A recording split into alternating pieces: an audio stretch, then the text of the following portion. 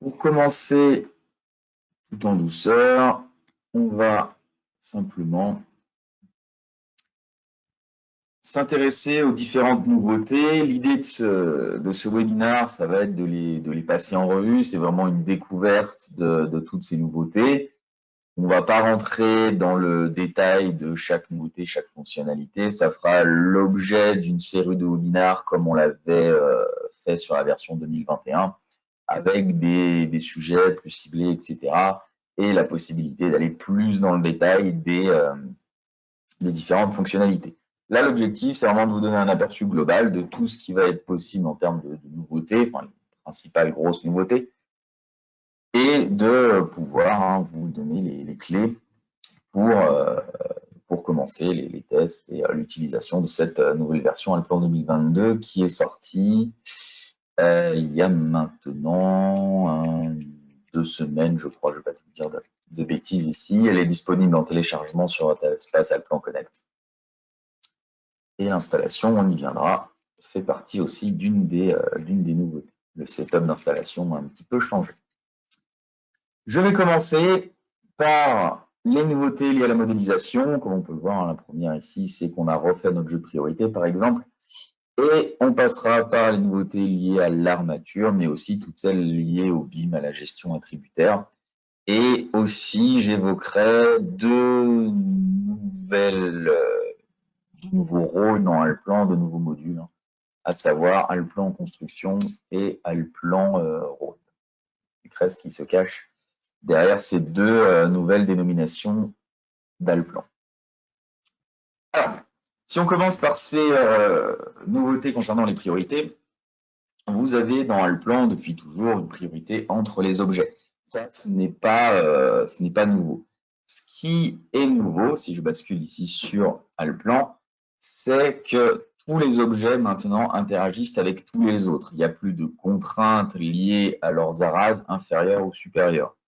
Si je fais un tout petit exemple, ici, sur le côté de ce bâtiment, peu importe, vous allez vite voir où je vais en venir, on avait jusqu'à maintenant pas d'interaction entre les murs et les dalles. Une dalle n'allait pas découper un mur, etc. Tout ça, c'est des choses qui ne seront plus vraies sur Alplan 2022. Si je viens dessiner ici ma dalle à cheval sur un mur, la dalle ayant une priorité supérieure, j'ai bien maintenant ma dalle qui va venir ici découper et redescendre la race supérieure de mon mur. C'est plus à moi forcément de venir choisir et de recaler un certain nombre de choses. Et on est ici dynamique à ce point-là. Si je redécale ma dalle, elle passera bien au-dessus de mes murs maintenant. On retrouvait aussi cette problématique ou cette limite avec les poutres. C'est-à-dire que si vous dessiniez une poutre avec une priorité supérieure, cette même poutre ne découpait plus pas la dalle. Ce qui n'est plus le cas maintenant, on a bien la poutre qui va découper la dalle. Et d'ailleurs, si je la prolonge, par contre, ce qui était une vérité avant l'est toujours, les poutres maintenant découpent toujours les voiles. Donc vraiment un jeu de priorité plus complet. Pour ceux qui avaient pour habitude de ne dessiner que les retombées de poutre, de la même manière, maintenant, la poutre, une poutre en général, si je viens baisser sa priorité, si je vais la redescendre à 100, directement, si je dessine une poutre à ce niveau-là, ma dalle va venir découper la poutre et je n'aurai plus que sa retombée de modéliser ici. Pourtant, je la renseigne bien avec une hauteur qui est la hauteur sur dalle ici. Plein d'applications à cela, notamment le fait de maintenant facilement pouvoir dessiner un poteau partiellement dans un mur, ce qui était compliqué avant. On avait la notion de pilier de mur qui permettait de résoudre ce genre de choses, mais que partiellement. Typiquement, le pilier de mur était forcément confondu dans le mur. Ici, j'ai mis le poteau en transparence. On voit bien que le poteau ici vient découper le mur directement à ce niveau-là. Donc, des jeux de priorité beaucoup plus complet. Ici, j'ai bien l'élément ici. Si je masque de la même manière mes poutres, on retrouve bien qu'ici, ma poutre est bien retombée, que ma poutre a bien fait le découpage ici, etc., etc. Donc vraiment assez intéressant pour tous ceux qui voulaient pousser un peu le métré. Vous aurez plus de choses automatiques, plus besoin de faire certaines niches juste pour passer un objet, avoir une correction des priorités ici. Évidemment, ça s'applique aussi pour les objets de fondation, semelle filante, semelle isolée, etc. J'aurais pu vous faire le même exemple à ce niveau-là. Donc ça, plutôt intéressant, je vous laisse tester, vous nous redirez un petit peu, mais dans l'ensemble, c'est plutôt pratique. Ça vous augmente finalement l'intelligence du modèle et la possibilité de faire un certain nombre de modifications, mais même d'assemblage de manière plus rapide et plus automatique. Je vous épargne les vidéos, je vous montrerai les choses le plus possible en live. Peut-être quelques vidéos, des moments pour gagner en temps. Mais l'idée, c'est de vous montrer le plus possible. On avait, et vous avez dû remarquer, initié il y a quelques temps maintenant, la possibilité de modifier les objets d'architecture directement depuis la palette propriété. C'était le cas pour les murs depuis la version 2020, c'est le cas pour un certain nombre d'autres objets, etc. Et on a étendu ces modifications aux ouvertures. C'est-à-dire que maintenant, du moment que vous allez sélectionner une baie de porte, une baie de fenêtre, vous allez vous retrouver avec toutes les propriétés directement ici. Finalement, l'idée, à terme, c'est toujours la philosophie, c'est d'avoir de moins en moins besoin de venir ouvrir des masques supplémentaires comme avant, mais de retrouver ici, que ce soit dans le masque ou dans la palette ici, la possibilité de modifier ces ouvertures. Donc ça, on passe par le layer qui vient de représenter mon allège bientôt, la position de ces informations dans un layer, les différentes valeurs ici, de largeur, hauteur, etc. Mais évidemment, ça fonctionne si vous en avez plusieurs. Je sélectionne ces deux-là, et automatiquement, si je dois modifier l'allège de ces deux ouvertures, je peux modifier l'allège de ces deux ouvertures, la largeur, etc. Vraiment, c'est pour avoir un modèle de plus en plus dynamique, des modifications le plus en plus en temps réel, c'est-à-dire ne pas avoir de fenêtres intermédiaires à ouvrir, etc. On poursuit cette transformation de l'interface Allplan vers plus de choses intégrées directement.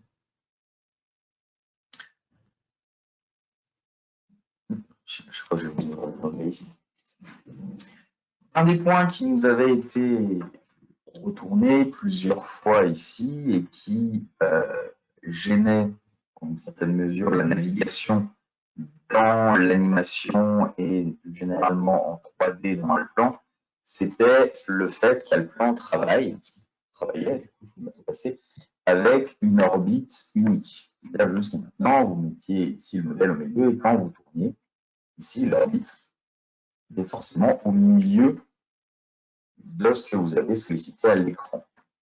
C'est encore le cas, dans la mesure où si je clique en dehors des objets, je vais tourner autour de l'orbite principale. Par contre, si je viens cliquer sur un seul objet, vous voyez apparaître ici un repère, et je tourne maintenant autour de ce repère-là. Finalement, maintenant, vous avez une multitude d'orbites, comme on pouvait le faire par exemple dans un Build+, qui fonctionnait déjà comme ça. Ou si vous voulez tourner à partir de ce point-là ici, maintenant c'est beaucoup plus simple de venir localiser les informations, de voir ici, etc., directement depuis un élément. On tourne vraiment depuis le point sur lequel je vais cliquer. Pour que ça se déclenche, il faut cliquer sur un objet. Moi aussi, je ne vais pas vous le montrer plus longtemps que ça. L'idée, c'est de le manipuler, mais vous verrez qu'à l'utilisation, c'est assez pratique d'avoir finalement des points de rotation multiples, là où avant, j'en avais qu'un seul qui était au centre du modèle. C'est pas une révolution dans le mouvement, mais c'est vraiment pratique. Vous verrez à l'utilisation que c'est quelque chose de plutôt important et d'assez utile. On continue également le développement de notre palette objet qui est apparu sur la version 2017, quelque chose comme ça, d'Allplan, où on va retrouver maintenant la possibilité de venir gérer, en plus de l'affichage, en plus des transparences, de gérer des couleurs. C'est-à-dire que dans votre maquette, ici je vais venir solliciter dans ma maquette directement ce petit morceau ici, j'en ai plus besoin, je vais venir chercher un deuxième et un troisième niveau. Je vais venir afficher ici mon sous-sol. Je vais afficher aussi mon deuxième étage. J'affiche 3 niveaux. On va afficher beaucoup plus, etc. J'ai oublié mon rez-de-chaussée, je crois, dans cette affaire. On va récupérer le rez-de-chaussée aussi. J'ai quelques niveaux sur mon bâtiment ici et je vais ouvrir ma palette objet. Dans ma palette objet, je retrouve les composantes principales qui en font l'outil qu'il est jusqu'à maintenant, donc avec la possibilité de définir les différentes topologies de tri, etc. Je ne reviens pas là-dessus. Vous devez maîtriser tout ça. On retrouve ici le tri par niveau de structure. Pour le moment, je vais y aller un petit peu fort. Et on retrouve la possibilité, sur la partie droite ici, d'afficher tout un ensemble, ou après, je vais voir pour vous montrer qu'on peut aller plus dans le détail, mais directement en couleur. Ici, vous allez pouvoir définir la couleur qui vous intéresse et définir que ce niveau apparaît en vert, celui-ci, etc. On est ici dans de la représentation visuelle qui va vous permettre facilement de définir, visualiser, etc. Bon, ici, les niveaux de structure, les objets, les attributs, etc. On a toujours les mêmes possibilités de tri en fonction des attributs, etc. Dans ce niveau-là, maintenant, on va pouvoir jouer aussi sur des représentations de couleurs, etc. On reviendra dans d'autres webinaires sur les différents cas d'usage, etc. qu'on pourrait mettre en avant ici. Mais si vous vous souvenez, j'aurai la possibilité de faire des tris personnalisés, par exemple, en fonction de certaines choses, comme par exemple le ratio ici, et de mettre tous les objets qui ont un ratio de 200, ici, de venir les mettre en jaune, par exemple. Ça, c'est toutes mes poutres qui ont un ratio de 200. Mes poutres, ma poutre, parce que là, je sais qu'il n'y en a qu'une qui a... pardon, il y en a qu'une, il y en a beaucoup plus que ça. Ici, il y en a 13 poutres ici qui ont un autre ratio, etc. Donc, ça permet de visualiser, contrôler, vérifier, et toujours avec les mêmes possibilités de modification de nos différents éléments. Toujours pareil, vraiment, c'est l'équivalent d'un explorateur BIM, c'est entièrement ça. Très pratique lorsque vous importez des IFC ou autres pour venir visualiser, comprendre comment c'est fait. Arrivera dans des releases de la 2022 assez rapidement ici, la possibilité d'enregistrer ces configurations de couleurs en tant que favoris. Et à terme, l'objectif, c'est de retrouver aussi tout ce jeu de couleurs de paramétrage dans vos mises en page pour pouvoir finalement donner une dimension graphique 2D, sortie de plan, etc. à cette palette objet. Ça, c'est des choses que vous verrez apparaître dans le futur ici pour vous donner un peu la ligne directrice que va prendre cette palette objet. Je continue, c'est vrai que je ne vous ai pas donné le temps, l'idée c'est de vous parler du maximum de nouveautés restant sur un format de 1 demi-heure, 40 minutes maximum, donc je vais pas perdre de temps ici, je reviens, si vous avez des questions, n'hésitez pas, et on y répondra en fin de présentation. Quelque chose qui nous avait été remonté aussi pas mal de fois et qu'on a mis en œuvre sur cette 2022, c'était surtout sur la partie ingénierie. Pour ceux qui ont commencé le plan pendant un petit moment, on avait, quand on était ici, évidemment, j'ai la possibilité de corriger tout ce que je viens de faire. Je vais me remettre sur mon R+1 d'ailleurs. Il est passé hier. On avait, à une époque, on était sur les groupes associatifs, la possibilité de trier. Ce qui fait que lorsque je générais une vue, jusqu'à maintenant, en 2021, dans le plan, il prenait tout ce qu'il y a à l'écran. Je vais réduire ma 3D, ça va se passer ici. Ce qui posait certains soucis et que finalement, on utilisait assez peu les vues et beaucoup les coupes parce que soit je voulais tout prendre avec vue ici. On a, du coup, pour pallier à ça, inséré une notion de sélection d'objets qui existait avant, mais plutôt pour enlever des objets. Maintenant, soit vous êtes en mode de saisie tout, donc vous allez prendre tout ce qui est à l'écran, soit vous êtes sur sélection. Déjà, quand vous êtes sur sélection, il n'y a pas de résultat, surtout j'ai directement un résultat. Et ici, vous allez venir sélectionner les objets que vous souhaitez récupérer ici, vous validez et vous allez avoir directement le résultat avec seulement les objets sélectionnés. Donc ça, c'est assez pratique, ça permet de reprendre en main ici, notamment quand on faisait des vues pour nature, par exemple, aussi vous pourrez retrouver directement la possibilité de faire une vue d'élévation, une section, etc. rapidement, comme on avait la possibilité de le faire avant, avec même la possibilité de faire une 3D ici. On peut même aller plus vite que ce qu'on se faisait avant, maintenant, grâce à cet outil de sélection. Il s'ajoute à tous les autres outils qui existaient déjà avec supprimer, ajouter les éléments, etc. Tout ça fonctionne toujours et ça vient vraiment compléter et pallier à cette sélection qui parfois était devenue un peu lourde et nous obliger à passer systématiquement par générer une coupe. Ce que je viens de vous expliquer là fonctionne aussi dans le cas d'une saisie avec des vues, des coupes, etc. Je continue sur les vues et coupes et on avait notamment mis en place quelque chose sur la version 2021 qui était un message permettant de mettre à jour ou non les coupes. Ce message-là n'a pas forcément rencontré le succès escompté et on a changé un petit peu notre façon de voir les choses. Vous retrouverez d'ailleurs dans les options maintenant une nouvelle option ici, dans les vues et coupes, vous permettant de mettre à jour les plans ou pas. Je m'explique. Les coupes, évidemment, se mettent à jour, sont associatives, ça c'est toujours une vérité générale dans Alplan. En quoi consistait ce message? En gros, ici, dans un deuxième calque, ici le 9031 dans mon cas, j'avais réalisé quelques coupes de... pardon, c'était pas dans celui-là, c'était dans le 9036. Voilà, je m'étais préparé quelques coupes ici. J'ai quelques coupes à ce niveau-là, voilà, une élévation, etc. de mes différents éléments. Ces coupes ne sont pas dans le même calque que mon modèle. Ou, dans les faits, si je viens modifier mon modèle, directement ici, je ne sais pas, je vais supprimer une dalle, etc. Modifier mon modèle. Par défaut, mes coupes vont chercher à se mettre à jour, mais elles ne se mettront à jour que lorsque je viendrai ouvrir mon calque de coupe, le solliciter, donc elles se mettront à jour. À l'instant T, elles ne le sont pas. C'est pour ça que si je bascule en mise en page, il mettait à l'époque un message m'expliquant que mes coupes ne sont pas à jour. Est-ce que je les mets à jour ou pas? Ce qui a été fait maintenant, c'est ça. C'est que mes coupes, ici, elles prennent un pochage rouge, et si vous voyez apparaître un pochage rouge, c'est ça. Elles prennent un pochage rouge m'indiquant qu'elles ne sont pas à jour. Elles ne sont pas à jour parce que je ne les ai pas ouvertes, etc. et que je n'ai pas demandé à Alplan de les mettre à jour pendant que j'ouvre mon espace de mise en page. Évidemment, si vous allez imprimer, etc., la mise à jour va se faire. Et si je lui demande de mettre à jour les éléments, ici, j'ai bien mes coupes qui ont changé, etc.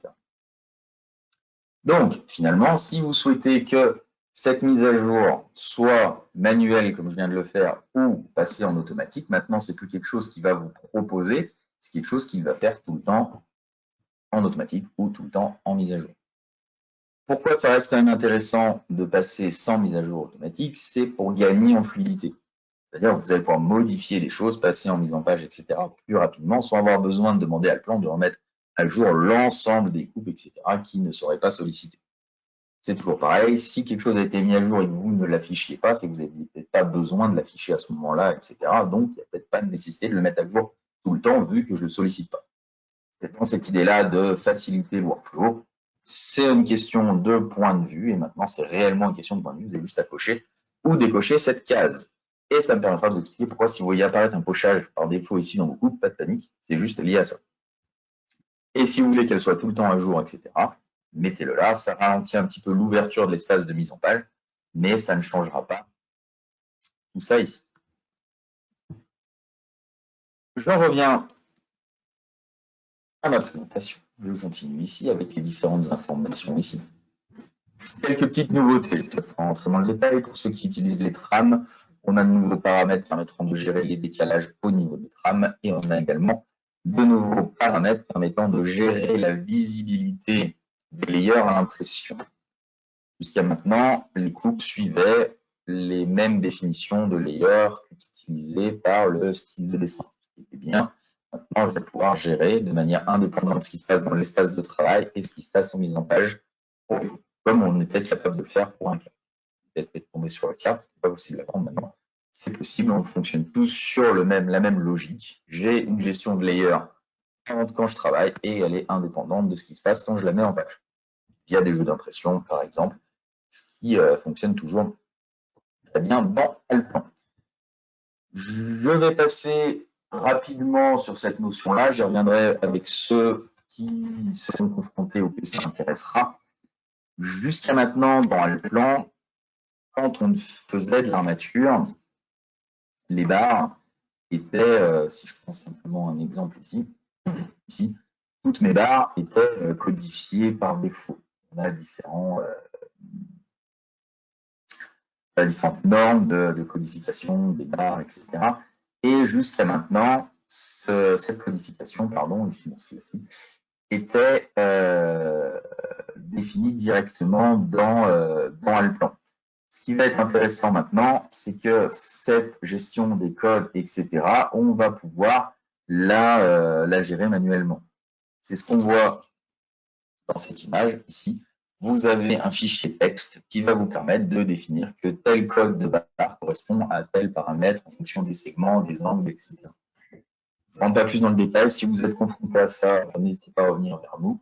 On a déjà les clients et les problématiques pour qui ça sera intéressant aussi. Mais pour la culture générale, c'est plutôt intéressant. Je continue sur les nouveautés liées à l'ingénierie. C'est vrai qu'ici, c'était, je crois, la dernière, je ne vais pas donner les diapositives dans le bon sens, pardon, excusez-moi.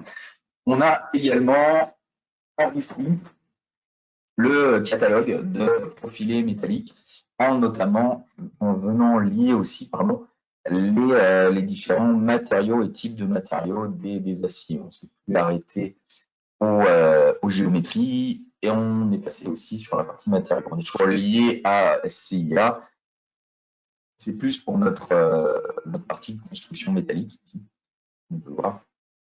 Assez intéressant aussi à ce niveau-là. Je continue.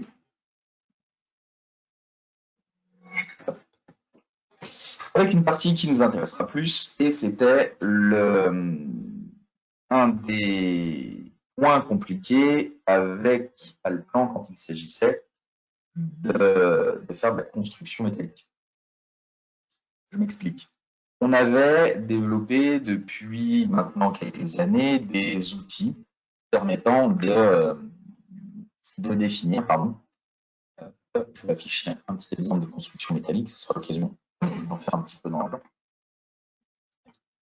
Ici, avec mes différents profilés. J'ai mon profilé ici, paf, je garde le béton, si je mets une platine, il faut bien mettre la platine dans quelque chose.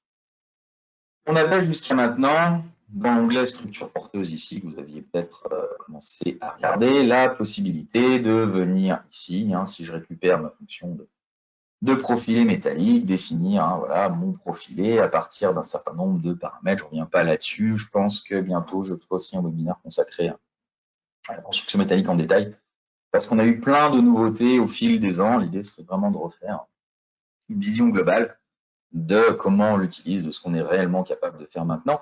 Et on va commencer à pouvoir s'attaquer à des charpentes en exécution. Pourquoi? Parce que la nouveauté ici, c'est cette fonctionnalité ici de boîte à outils de connexion pour reprendre son nom, mais c'est une boîte, enfin une boîte à outils. C'est une fonctionnalité qui va regrouper plusieurs choses et plusieurs choses qui vont me permettre de gérer ici la mise en place de platines, raidisseurs, boulonnage, etc. Finalement, de faire des assemblages. Et c'était ça qui manquait à Alplan jusqu'à maintenant pour passer le cap de, grosso modo, la PSAPD sur la construction métallique. Donc, des outils ici, par exemple, de platine, où je vais définir la platine, il va directement reconnaître l'objet, il y a quand même une partie d'intelligence ici, vous allez pouvoir définir la platine directement, vous validez, et ici, vous avez créé directement la platine. Ça, c'est pas ce qu'il y a de plus impressionnant en soi, mais c'est toujours pratique, on voit toujours la possibilité de tourner autour d'un seul élément ici, pas mal. Je vais pouvoir également, ici, passer sur la partie boulonnage. Et ici, vous allez définir les différents boulons que vous souhaitez définir. Il y a différents types, etc. Avec toute une base. On est sur une base de Python, donc quelque chose de très dynamique, très souple. Vous choisissez le type.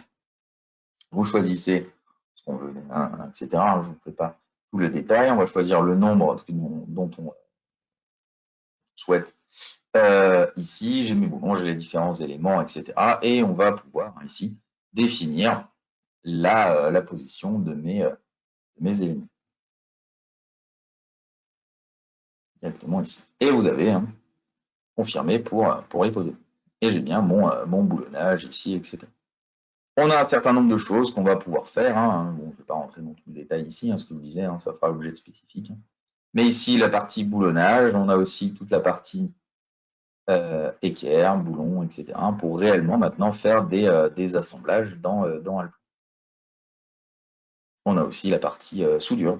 Ici, je ne sais pas si j'ai mis des soudures dans cet exemple-là, qui vont permettre de réaliser, définir les soudures, etc. Et la finalité de tout ça, bien évidemment, c'est que dans mon rapport de quantité, je vais retrouver toutes les informations de mes assemblages, des éléments, des profils, etc. À ce niveau-là, mes éléments, mon poteau, etc. Toutes les infos ici de ma construction métallique. Je viens de m'apercevoir que j'ai oublié de vous parler de quelque chose quand j'en étais sur la partie animation. Je vais le faire maintenant, mais à culpa sur l'enchaînement qui n'était pas forcément voulu maintenant. Mais la nouveauté est ici. Vous avez maintenant la possibilité de rester en perspective. Je m'explique. Avant, si vous alliez jouer sur la mire de projection, vous basculiez automatiquement en isométrie. C'est plus le cas maintenant. Directement, vous restez toujours ici en perspective. La perspective est une notion que vous pouvez activer, désactiver quand vous le souhaitez, sur les vues en plan, etc. Et le fait d'être en perspective n'est pas incompatible avec le fait de basculer sur directement des dimensions connues. Directement à ce niveau-là. Donc, quelque chose aussi qui nous avait été demandé, comme quoi on essaye quand même de suivre les bonnes idées qui remontent. Je récupère mon diaporama, donc ce que je vous disais, je ferai toute une partie dédiée à ça en détail sur les différents assemblages. Il existe certaines vidéos qui vont tourner sur Internet, etc., en présentation, qui seront un bon départ sur la présentation des possibilités de modélisation ici des différents éléments. Point très important maintenant et dont on va pouvoir finalement, il va avoir beaucoup d'applications et beaucoup d'applications différentes. Pareil, on ne va pas rentrer dans le spécifique ici, mais pour dégrossir les grandes lignes, on a maintenant sur le plan 2022 la possibilité de créer des catalogues de bibliothèques, de matériaux, mais j'allais dire pas que. Je récupère ici un voile, je le dessine rapidement ici. Depuis longtemps, dans Alplan, on avait la possibilité d'utiliser des bibliothèques. On a eu la bibliothèque Alplan BCM, on a eu un certain nombre de bibliothèques, notamment les Q4 pour les plus anciens d'entre vous, etc. Et finalement, les Q4 avaient des avantages, BCM avait des avantages aussi, mais les deux étaient rarement compatibles, etc. L'idée, ça a été de prendre tout ça, créer des catalogues sous un format qui est du XML, donc quelque chose de plus ouvert, etc., qui va être éditable et qui va me permettre de gérer plusieurs choses. Je m'explique ici, je prends un mur, ici, je vais dire tout simple, mais pas tant. Je double-clique dessus. Pour ceux qui ont connu Alplan BCM ou d'autres éléments, vous cliquez sur les matériaux et vous allez dans les trois petits points au bout ici et on vous bascule dans le catalogue en question. Ici, un petit catalogue à ce niveau-là où je vais pouvoir choisir les différents matériaux de mes objets. Je choisis les matériaux, mais là où on va avoir quelque chose d'intéressant, le fait de choisir un matériau, Alplan va injecter l'ensemble des attributs que j'aurais définis liés à ce matériau-là. C'est plus comme un BCM, simplement 3 attributs, c'est ce que je veux, comme je veux, y compris des attributs personnalisés. Par exemple, là, j'ai joué sur la priorité, j'ai dit que c'est un voile maçonné, etc. Enfin, on va pouvoir jouer sur un certain nombre de choses. Mais on peut aussi jouer sur quoi? On peut jouer sur le layer, on peut jouer sur les représentations surfaciques et sur les représentations surfaciques et de lignes. Donc tout ce qui est géométrique, représentatif et attributaire. Donc finalement, c'est un catalogue extrêmement complet qui va me permettre de gérer à la fois, si je fais OK, la représentation graphique 2D, 3D et attributaire de l'objet. Si je reprends ce moment-là, je dis tiens, voilà, je reprends le mur. Finalement, je veux faire un mur en BA. Je le récupère ici. Je récupère toutes les infos, dont une densité d'acier, un texte court, etc. Et la représentation graphique associée. Et là où on va avoir quelque chose de très hybride avec plein de cas d'usage. Donc ça, c'est intéressant pour plein de monde de gérer l'aspect graphique attributaire. L'aspect graphique simplement parce que ça me permet de mettre fin finalement aux favoris, qui parfois l'utilisation des favoris c'est un peu long, laborieux, etc. On y reviendra. Ça me permet aussi de gérer tout ce qui va être classification IFC, d'une manière générale, où vous allez pouvoir faire des classes, en pouvoir directement en choisissant un attribut, en générer plein d'autres, etc. Les omniclasses, les uniclasses, etc. Des choses dans ce goût-là, plus propres aux maquettes BIM, mais également d'aller sur du métré un petit peu plus poussé. C'est-à-dire, ce qui est intéressant avec cette notion-là, vous définissez un ouvrage et vous définissez des composants. C'est-à-dire qu'ici, si je clique sur ce mur-là, j'ai dessiné un seul objet avec un seul matériau, mais Alplan sait qu'il doit comptabiliser 3 informations que j'ai définies, pardon, excusez-moi, dans le catalogue. Donc c'est ça qui va être intéressant, c'est de décorréler l'objet de sa représentation et de comment il doit être quantifié derrière, avec la notion de composant. Donc finalement, j'ai de la maçonnerie, j'ai des chaînages, etc. Et voilà, c'est ça que je disais, c'était vraiment quelque chose d'hybride entre les possibilités d'un Q4, les possibilités d'un BCM, et d'aboutir vraiment à un outil qui va être très, très utile avec plein de choses différentes. Directement, la possibilité de me calculer des poids d'acier directement. Un mètre cube de béton et directement une surface de coffrage, etc. Des choses qui m'auraient demandé beaucoup de travail au préalable si j'utilisais seulement les rapports Alplan. Pour éditer ces catalogues XML, vous en avez un par défaut pour le moment dans Alplan pour tester un petit peu. L'éditeur pour créer ses propres catalogues arrive dans la release 2 d'Alplan 2022, donc ça va être courant du mois prochain. Ça pour dire que je vous ferai un webinaire détaillé là-dessus sur comment on peut régler, utiliser, paramétrer cet outil-là. C'est juste ici, si vous voulez le tester, dans les éléments qui sont là par défaut, dans les propriétés de l'objet, du projet, pardon, vous allez simplement définir ici que vous allez utiliser un catalogue. Directement, il ira pointer sur le TC à l'endroit où se situe le catalogue Alplan par défaut. Qui se situe ici et que vous pourrez tester, etc., qui est très complet, qui marche bien, et qui vous montrera les différentes possibilités de gestion à la fois des quantités de calcul, des représentations graphiques et des liens attributaires entre les objets. Donc, quelque chose je trouve très complet et qui fera l'objet de développement dédié, d'explications dédiées pour répondre aux besoins d'un petit peu tout le monde. Si vous avez des questions là-dessus, n'hésitez pas. Je reviens à ma présentation ici. Je vais faire une petite vidéo, mais ça, je vous l'épargne. On a repris les cotations circulaires. Toutes les cotations circulaires n'avaient pas passé le cap de l'associativité qu'on a mis en place entre 2019, 20 et 2021. Ce qu'on a corrigé maintenant, c'est-à-dire que si je prends ici mon plan 2022, on avait 2 problématiques principales avec la cotation circulaire.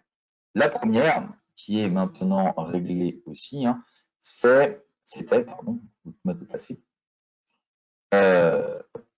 Ici, de l'extérieur, tac, on fait un mur circulaire d'ici à ici. Je gère la segmentation et les éléments de saisie, c'était une nouveauté de 2021. J'ai un voile circulaire. Problématique qu'on avait il y a un petit moment, c'est que sur les cotations, donc, enfin, cotation courbe au sens large, il nous fallait une ligne. Je ne pouvais pas la faire supporter par un mur circulaire, et c'était bien dommage. Ce n'est plus le cas. C'est-à-dire que maintenant, ici, j'ai ma ligne de saisie, il faut la matérialiser. Donc là, je l'ai matérialisée en construction d'aide. On voit bien qu'Alplan reconnaît cette ligne et va venir directement me donner le rayon. il donne le rayon de manière associative. Je place ensuite ma deuxième cote qui va être l'angle, et la troisième cote qui sera la longueur d'arc. Et toutes ces cotes vont être associatives, c'est-à-dire qu'ici, si je viens modifier le rayon de mon élément, c'est bien toutes ces cotes qui vont suivre. Donc c'était une amélioration, enfin finalement, tout ce qui est cote circulaire maintenant deviennent associatives avec la possibilité de modification, etc., des différents éléments. Je voulais vous montrer d'ailleurs aussi que si je modifie ça, on va modifier le rayon, du coup je déplace le point de départ. C'est un peu normal, je déplace la modification du rayon, même si passer sur une modification autre que la modification de base ici, pardon, j'étais un petit peu loin sur le zoom.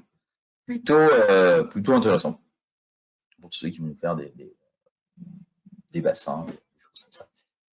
Des éléments circulaires. On a changé 2-3 petites choses ici, on est dans le détail. La possibilité de tourner les cotations, d'utiliser les cotations de niveau. Pardon. On était forcément avec des textes qui étaient horizontaux, maintenant on peut les mettre le long d'eux, ce qui permet de faire des cotations dans les élévations, dans les coupes, un petit peu plus facilement en utilisant l'outil cotation de niveau et plus l'outil cotation classique. Hop, hop, hop. Surtout ça, intéressant.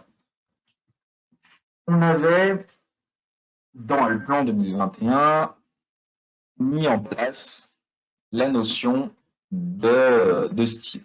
Ici, de style de mur. Si vous vous souvenez de ce que je vous avais dit, je vous avais fait l'explication entre ce qui est un style, de ce qui n'en est pas, etc. Si je crée un style de mur ou si j'utilise un style de mur, ça se passait à ce niveau-là. Je peux définir un style. Donc ici, je peux enregistrer mon style. Je vérifie juste que j'en ai. Bon, je vais enregistrer un projet. Et ici, je vais pouvoir mettre ici Walbert.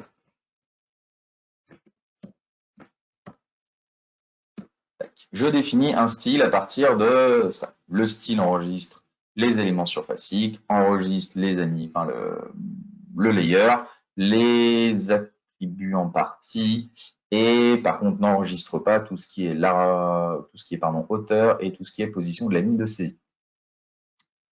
Ok, je dessine 4 murs avec ce style. On définit plus, évidemment, ça c'est pas l'exercice ici. Jusqu'à maintenant, si je venais à l'intérieur ici, je retrouve, pardon, je n'ai pas mis le style, je l'ai créé mais je ne l'ai pas appliqué. Tac, hop, je mets le style Walbert à tout le monde. Le principe du style, c'est que c'était du coup très facile à appliquer indirectement depuis les éléments ici. Ce qu'on n'avait pas encore mis en place, c'était le coup d'après. Je m'explique. Imaginons que mon style change. Ici, je ne veux plus avoir des hachures, mais je veux avoir un motif 104. J'enregistre le style et je le remplace. Je change, je modifie mon style. Le style est modifié, donc si je fais un mur, voilà. Celui-là est sur le nouveau style directement. Si je regarde, il va bien me dire qu'ici j'étais sur Walbert. Il me met une petite astérix devant. Ça signifie que le style a été modifié. La nouveauté se trouve où? La nouveauté se trouve ici.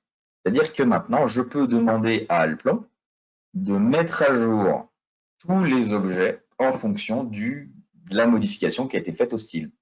Il identifie les objets qui suivent ce style-là et me propose de venir ou pas les mettre à jour. Et en les mettant à jour, il me dit que tous les objets ont été mis à jour avec succès et j'ai maintenant la nouvelle représentation pour tous mes objets. Je viens, pourquoi je vous parle de ça? Très important pour recharter une maquette, c'est surtout ça l'objectif, recharter rapidement, modifier, reprendre, passer d'une phase à l'autre. Il va y avoir pareil, plein d'usages à cet outil-là. Pour ceux qui connaissent certains autres logiciels, on s'approche de notions où je vais centraliser l'information de mon objet. Je modifie la source, ça remodifie tous les objets qui sont liés à cette même source. Plutôt intéressant pour le moment que pour les murs. Bientôt, on aura la possibilité de le faire sur d'autres éléments ici. Ça, je ne rentre pas dans le détail, hein, c'est assez parlant en soi. Vous avez maintenant la possibilité de définir depuis l'espace de mise en page plusieurs mises en page en même temps. Il fallait ouvrir pour définir la taille, le cartouche, etc. Maintenant, on peut tout faire depuis le gestionnaire de mise en page et en mettre en page plusieurs à la fois, très pratique si vous faites du carnet d'armature. Ça évite de le faire une par une et de les copier-coller, etc. Ce qui pouvait prendre un petit peu de temps. Dans les améliorations continues aussi de nos éléments, dans les exports BVBS maintenant, on exporte aussi pardon, toutes les informations liées au coupleur. C'est pratique. Pour la partie plutôt préfabrication, on utilise le BVBS plus qu'en BE classique. Quelque chose qu'on a fini par régler totalement, et excusez-nous pour le temps, ça a pris. On avait vu la fonction déplacer liaison, etc., qui permettait de copier, de déplacer les coupes quand il y avait de l'armature, l'objet entier, etc., pour que les liens entre les coupes se fonctionnent bien et que j'ai pas des éléments qui se décalent. Maintenant, tout ça, c'est de l'histoire ancienne. Vous pouvez utiliser dans Alplan les fonctions de copier-coller totalement classiques. Ici, si je reprends ma feuille ici, je prends copier-coller classique, je prends mes coupes, mon élément en même temps. Hein. Je prends ici, je le décale à côté pour faire la deuxième poutre. Hein. Aucun problème. Il n'y a plus les coupes qui partent dans tous les sens, il n'y a plus un certain nombre de choses. Hein. Ça marche ici. Je peux le faire avec copier, tourner, etc. Hein. Donc ça, c'est vraiment des choses qui sont copier-coller et tourner. Ça marche aussi avec celle-ci. Voilà. De toute façon, ça marche avec copier-coller et déplacer. C'est les deux essentiels ici. Voilà. Je ne sais pas pourquoi vous feriez ça dans une feuille, mais c'était pour vous le montrer. Voilà. Tout ça, c'est maintenant entièrement opérationnel. Il n'y a plus de nécessité de passer par la fonction déplacer liaison qui a d'ailleurs disparu de Alplan 2022 car elle est devenue obsolète. On n'est clairement pas dans les temps, mais c'est pas dramatique. On a amélioré deux, trois petites choses pour celles et ceux qui ont créé des smart parts ou des Python parts. Jusqu'à maintenant, pour les lancer, on était obligé systématiquement de passer par la bibliothèque. Il fallait aller dans la bibliothèque pour lancer le Python, le smart part, etc. C'était une manière de faire. Ce qu'on a mis en place maintenant, ça va toujours dans l'idée d'intégrer de plus en plus les solutions et d'avoir de moins en moins d'icônes. Si vous vous souvenez, hop, il y avait une fonction qui permettait, ici, dans la bibliothèque dont j'avais parlé, qui permettait de faire de l'armature automatique. Vous trouvez dans défaut, Python part, ferriage automatique, et les fonctions étaient là. C'était des Python part, donc accessibles uniquement depuis la palette de bibliothèque, pardon. Je vais zoomer sur ce mur. Vous voyez un petit peu ce que je vais faire. Sur l'occasion de reparler de cette fonction-là, qui est quand même très pratique. Vous cliquez sur le mur, il vous fait l'armature, vous créez l'armature, et il vous fait surtout les vues et coupes. Si pour parler de cette fonction, on en reparlera le moment venu, très pratique, très efficace. C'était un Python. Et du coup, maintenant, ce qu'on a fait, c'est que ce Python, on s'est dit, tiens, on va donner la possibilité de créer des icônes. Donc déjà, on l'a fait pour nous et nos Pythons par défaut Alplan. Mais cette possibilité-là de créer un icône permettant d'appeler un script Python, d'appeler un script SmartPart, vous allez pouvoir maintenant le faire directement dans l'Action Bar. Dans le configurateur d'Action Bar, vous allez retrouver voilà, ce petit ajouter ici, où vous allez définir où se trouve le script. C'est marqué Python ici, mais ça marche avec les SmartPart, vous inquiétez pas.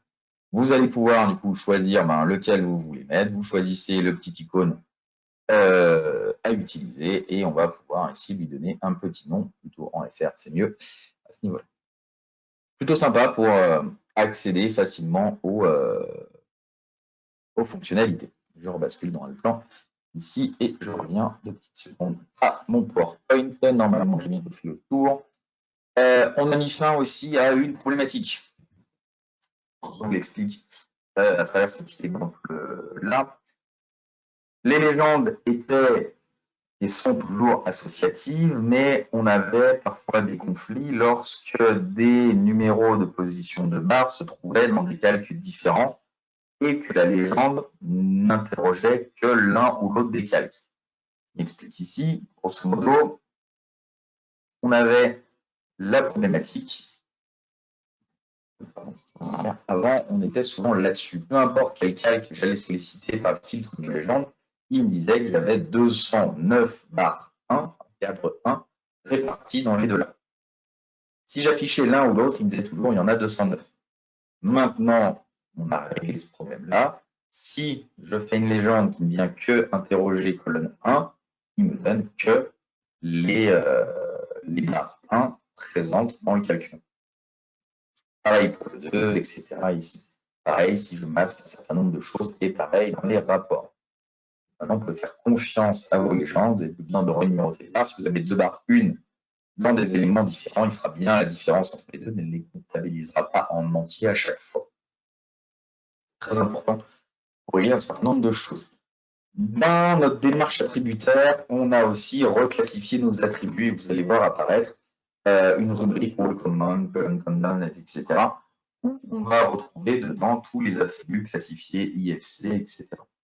Donc plutôt intéressant, ça fait une nouvelle rubrique. Pour passer d'une utilisation à l'autre, ça dépendra de vos cas d'usage, vous allez choisir directement dans les propriétés du projet si vous êtes en IFC Common ou pas.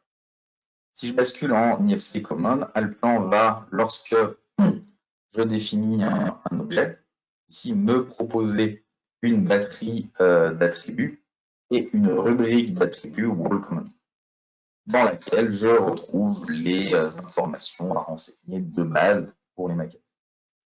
Donc ici, j'ai voilà, cette nouvelle rubrique qui apparaît dans mes objets. C'est des attributs qui existaient déjà, mais qu'il fallait rajouter, ou bien, pardon, qu'il fallait récupérer depuis un assistant. Maintenant, tout ça est géré automatiquement ici et vient en complément de ce que je vous ai déjà expliqué sur les catalogues XML. Nouveauté également qui faisait partie des demandes et que vous retrouvez dans les chartes BIM, la possibilité maintenant d'ajouter des attributs sur les niveaux de structure, d'ajouter des attributs sur le bâtiment, qui vont être classés en IFC Site, pour le coup.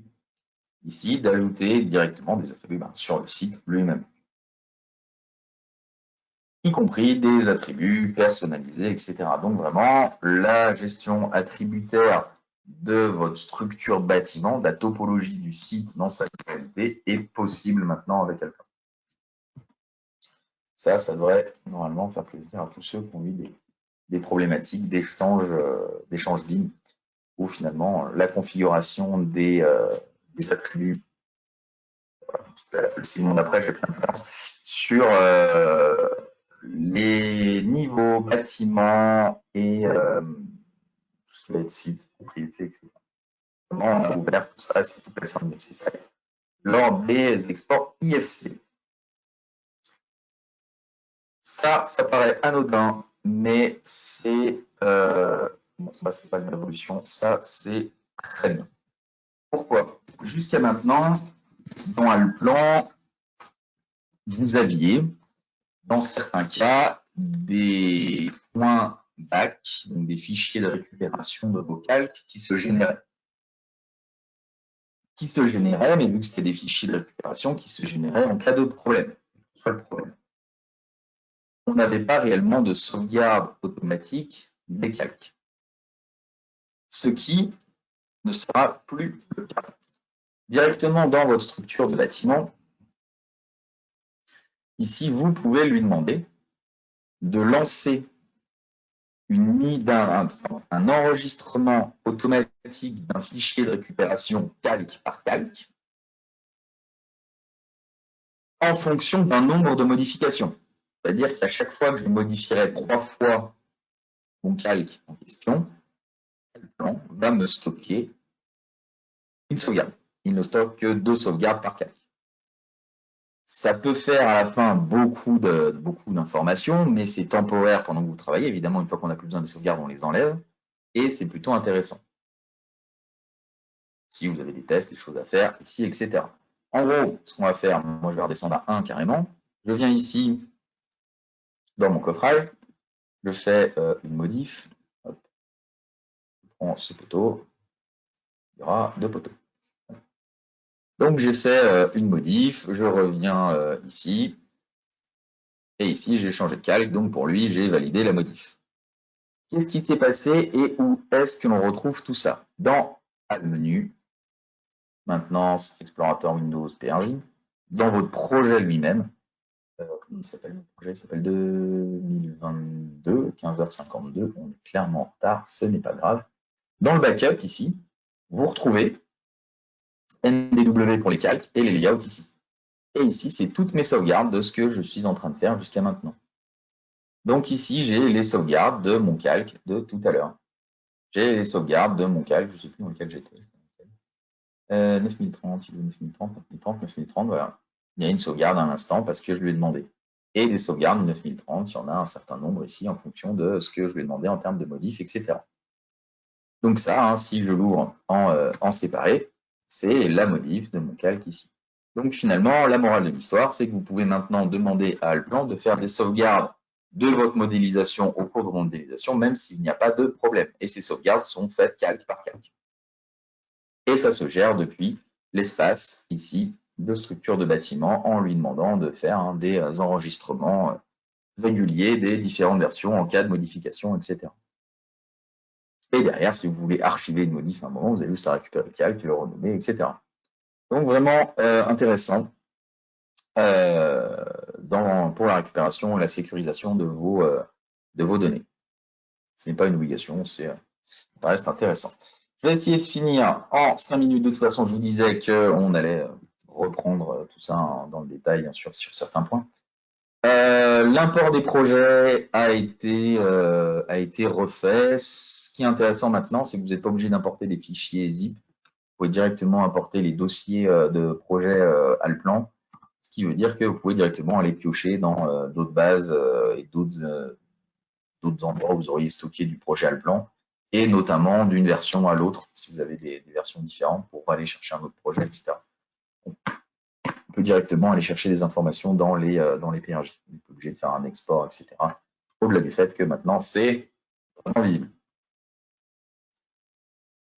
Pour les plus avancés dans l'infra, on a un premier jet de l'IFC 4.3, donc qui regroupe les éléments d'infrastructure, plutôt pour l'ouvrage d'art, avec tout ce qui tourne autour du pont, de la définition des objets de pont. Je dis une première définition parce qu'on n'a pas encore réellement l'IFC Alignment, mais c'est des choses qui sont en cours ici. L'interface d'export IFC a changé un petit peu. On va pouvoir maintenant définir des favoris d'échange, etc. Et plus reparamétrer un certain nombre de choses à chaque fois. Donc, une nouvelle interface un petit peu plus ergonomique où on va définir le type d'export en fonction d'un certain nombre de choses, un peu sur le format des exports des WG. Deux choses dans lesquelles je n'entrerai pas dans les détails, mais dont je dois vous parler. Vous allez voir apparaître dans le plan 2022 un nouveau rôle, deux nouveaux rôles. Ça dépend évidemment de vos licences, mais si vous avez des licences ingénierie complète, vous allez voir apparaître un rôle construction ici. On va, avec le plan, de plus en plus s'orienter et donner une dimension chantier et à notre Alplan, une dimension supplémentaire. On a commencé en définissant ici une base de différentes fonctionnalités qui existaient déjà, d'import, de modification, de chantier, etc. Mais on va retrouver ici la possibilité, bien joué, j'étais pas connecté, toute une base d'objets pour réaliser vos plans d'installation de chantier, pour tbouvier@alplan.com, je n'existe pas. C'est pas de bonne nouvelle. Hop, c'est pas dramatique. Je vous laisserai aller jeter un œil. Je pensais m'être connecté avant. Où on va, le temps que je me connecte, retrouver toute une base maintenant d'équipements. C'était pas forcément dans nos habitudes sur la partie ingénierie d'aller dans le plan Connect, mais il y avait un certain nombre d'objets. Maintenant, vous allez avoir une rubrique Site Equipment où vous allez retrouver des grues, des signalisations, des objets de coffrage, etc. directement depuis votre connexion à le plan Connect. Donc, ici, voilà, je ne vous mens pas. J'ai bien toute la partie équipement qu'on a retrouvé ici avec de la signalétique, des éléments de coffrage, etc. Toute cette base va être mise à jour, enrichie, etc. au fil du temps. Vous n'avez jamais peut-être utilisé, mais bon, après vous téléchargez l'objet, il est à vous, etc. Il va y avoir du contenu vraiment dans cette nouvelle palette ici, et avec des nouveaux focus qui vont être sur cette partie en construction. Mais pareil, je ferai quelque chose de dédié à ça pour vous expliquer notre vision là-dessus, nos objectifs et ce qui existe déjà pour le moment. Dernière chose, pour ceux qui l'ont déjà installé, vous avez dû remarquer que l'installateur d'Alplan avait été refait. On a quelque chose de plus direct et de plus rapide et de plus joli aussi, mais ça, c'est pas non plus le plus important, où vous allez pouvoir réinstaller Alplan plus rapidement aussi. Un deuxième outil qui existait déjà un petit peu, pareil, c'est quelque chose qui aura l'objet de choses dédiées, plutôt de la partie support, où on va pouvoir gérer votre installation un petit peu mieux, voir ce qui va pas, voir si les chemins sont bons, changer les chemins et les clés de registre directement à partir d'Alplan et plus à partir de Windows.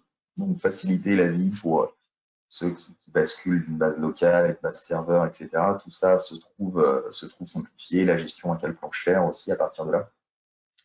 Mais aussi les outils diagnostiques pour savoir si les composants qui contournent Alplan vont bien, si les composants de votre machine vont bien avec Alplan, etc. Vraiment un outil assez intéressant de diagnostic pour faciliter le support de vos versions, mais aussi vous en interne, de vérifier un certain nombre de choses ici.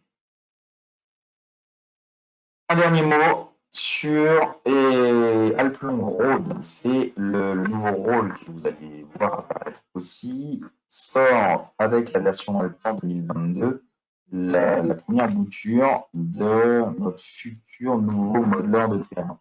Pour le moment, les deux modeleurs de terrain cohabitent et concohabitent un petit peu, mais on retravaille le modeleur de manière globale pour gérer des terrains plus grands, gérer des nuages de points qui sont maintenant plus réalisés avec des théodolites, mais qui sont réalisés avec des scanners 3D, avec des drones, etc. Donc avec des quantités de points qui sont beaucoup plus grandes, etc. Donc il nécessite de mettre à jour la techno et de passer sur quelque chose de plus performant.